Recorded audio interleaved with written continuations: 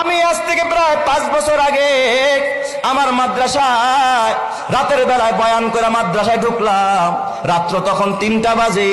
আমি মাদ্রাসায় ঢোকার পরে আমার মাদ্রাসার বিল্ডিং এর সামনে দিয়ে আমি একটু পায়চারি হাঁটাহাঁটি করি, এটা আমার অভ্যাস। দেখি ছাত্রদের কোনো সমস্যা আছে কিনা। হঠাৎ দেখি বিল্ডিং এর সামনে দিয়ে হাঁটতেছি, গুনগুন গুনগুন করে কান্নার আওয়াজ। রাত্র 3টা। আমার কলিজায় যেন আঘাত হানতেছে। আল্লাহ, ও মালিক, গভীর রাত, মানুষ ঘুমায়, পশু পাখিরা ঘুমায়, এই রাতে আবার কে কাঁদে? হাঁটতে হাঁটতে যখন মসজিদের দিকে আগাইলাম, দেখি মসজিদের কেসি গেট দিয়া সামনে থেকে কান্নার আওয়াজ আসতেছে। বারান্দায় গিয়া মোবাইলের আলো জ্বালাইয়া যখন আলো মারলাম, তাকা দেখি মসজিদের ভিতরে আমার মাদ্রাসার 2টা এতিম বাচ্চা, ওরা বিনয়া বিনয়া মোনাজাত দিয়া কাঁদতেছে। আমার মনটা অনেক খারাপ হয়ে গেল। আরে মালিক, একটার বয়স 10 বছর, আর একটার বয়স 7 কি 8 বছরের বাচ্চা রাতের বেলায় কাঁদতেছে তাহাজ্জুদের নামাজ পড়া। মনে চাইলো ভিতরে ঢুকে একটু আদর করি, কিন্তু চিন্তা করলাম আয় হায়, আমি ঢুকলে ওরা আর কাঁদবে না, আমলটা নষ্ট হয়ে যাবে। আমি আর ভিতরে ঢুকলাম না, উপরে চলে গেলাম আমার রুমে, হুজরাখানায়। ফজরের আজান হলো, মসজিদে আসলাম। আমি কাতার দিয়া হাঁটতেছি আর তালাশ করতেছি, দেখি ওই বাচ্চা 2টা কোথায়। হঠাৎ দেখি বাচ্চা 2টা মসজিদের পিছনের সফে, ওরা আমার মসজিদে ফজরের পর সূরা ইয়াসিনের আমল হয়, আসমায়ে হুসনার আমল হয়। ওই বাচ্চা 2টা সূরা ইয়াসিন পড়তেছে। আমি একটা ছেলের মাথায় হাত দিয়া বললাম, বাজার, দোয়া শেষ হইলে তোমরা 2জন আমার রুমে আসবা, তোমাদের সাথে আমার পার্সোনাল কিছু কথা আছে। ওরা 2জন দোয়া শেষ করে আমার রুমে গেছে। আমি কাছে বসাইতে চাইলাম খাটের ভিতর, আমার সাথে বসলো না। ছাত্ররা ওস্তাদের খাটে বসে না, আমার পায়ের সামনে বসেছে। বড় ছেলেটা বয়স 10 বছর হবে, ছোটটার বয়স 7 কি 8 বছর। জিজ্ঞাসা করলাম মাথায় হাত দিয়া, বাজান, রাতের বেলায় তোমাদের 2জনকে কাঁদতে দেখছি, কারণটা কি খুলে বলো। বড় ছেলেটাই জিজ্ঞাসা করার সঙ্গে সঙ্গে তাকায় দেখি হাউমাউ করে কাঁদতেছে, গাল বায়া বায়া পানির ফোঁটা পড়তেছে। আমার ডাক দিয়া, হুজুর আপনি কি চিনেন না? আমরা 2জন আপন ভাই, এটা আমার ছোট ভাই, আমার বাবা আজকে দুনিয়াতে বাইচা নাই। হুজুর আমরা 2জন এতিম, আমার মা, আমার ছোট্ট একটা বোন আছে, এই বোনটাকে নিয়ে একটা বস্তিতে ভাড়া থাকে। হুজুর মানুষের বাড়িতে বুয়ার কাজ করে, এটা দিয়ে আমাদের সংসার চালায় আর আমাদের পড়াশোনা হয়। হুজুর শোনেন, আমার ভাইটার চিকুনগুনিয়া জ্বর, আজ থেকে 4-5 বছর আগে সর্বত্র চিকুনগুনিয়ার ছড়াছড়ি।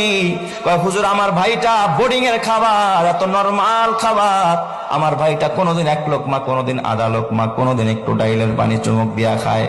জ্বরের মানুষ 7 বছরের বাচ্চারে মা বাবারা নুডলস রান্না করে খাওয়ায়, হরলিক্স খাওয়ায়, গরম পানিতে গোসল করায়, মা নিজে খাওয়ায়া দেয়। ওই বাচ্চা মা বাবা সারা বাচ্চা। ও হুজুর, গতকালকের ঘটনা, আমার ভাইটা 1 লোকমা খানা খায় না। বিকেল বেলা দেখি আমার ভাইটা হেলে দুলে পড়ে যায়। আমার ডাক দিয়া কয়, ভাইয়া একটা রুটি কিনে দাও, দেখি পানি দিয়া ভিজায় খাইতে পারি কিনা, বন্ডরির 4 দোকানে বেশ।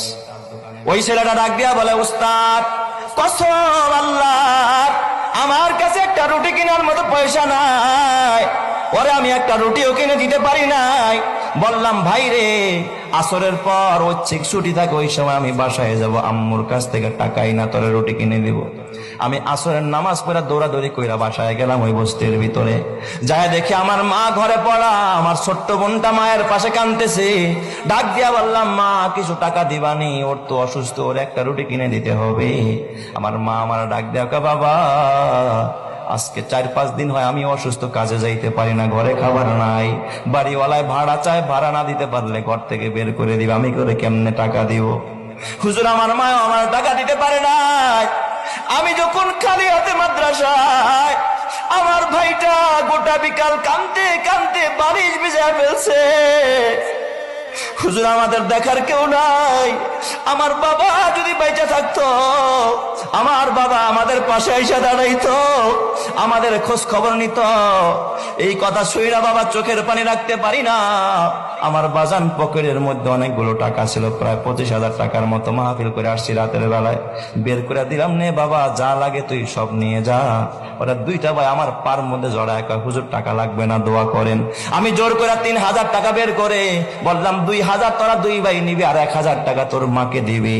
ও আমার বাবা, তাইলে এরা কত অসহায়, এরা আল্লাহর কাছে কান্দে, কয় হুজুর রাতের বেলায় আমার সব ছাত্র ভাইরা ঘুমায়, আমার তো আর ঘুম হয় না। ছোট ভাই তারা বললাম, ভাই রে আমাদের দেখার কেউ নাই, যিনি এতিম বানাইছে তার কাছে যাই, চলো মসজিদে গিয়া বলি। তাই আল্লাহর কাছে একটু কান্দা কান্দা বললাম, ও আমার বাজার, ওদের প্রতি খেয়াল রাখ। আল্লাহর নবী কয়, আনা ওয়া কাফিলুল ইয়াতিমি কাহাতাইনি ফিল জান্নাহ।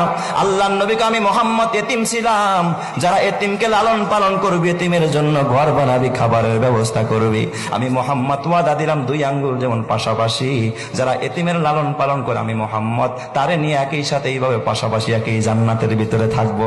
সুবহানাল্লাহ। আল্লাহর নবী কয়, আনা ওয়া কাফিলুল ইয়াতিমি কাহাতাইনি ফিল জান্নাহ। ও আমার বাজার, ও অত্র এলাকার ও ধনী মানুষেরা, ও ভাড়াটিয়া ভাইয়েরা, ও ব্যবসায়ীরা, তোমার হাতে পায়ে ধরা বলি, যে এই সন্তানের জন্য এত স্বপ্ন, হতে পারে সন্তানের কারণে তোমাকে জাহান্নামে জ্বলতে হইতে পারে, আর এই যে মাদ্রাসার একজন এতিমকে খুশি করবে, এতিমের খাবারের ব্যবস্থা করবা, বিনিময়ে আমার রব্বুল আলামিন তোমাকে জান্নাত দান করবে। জোরে কোন সুবহানাল্লাহ।